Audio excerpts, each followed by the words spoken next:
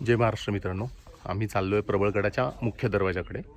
तर थोडंसंच अंतर बाकी राहिलं आहे. ट्रेक सुरू करून 1.5 तास झाला आहे आम्हाला प्रबळवाचीवरून सुरुवात केलेली. तर एक 15-20 मिनिटात आम्ही मुख्य दरवाजातून आतमध्ये जाऊ.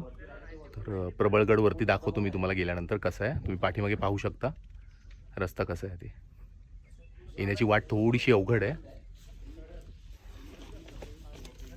इकडे वरती जायचं आहे, मुख्य दरवाजा आहे प्रबळगडाचा आणि हा पाठीमागे भव्य असा प्रबळगड दिसतोय तुम्हाला.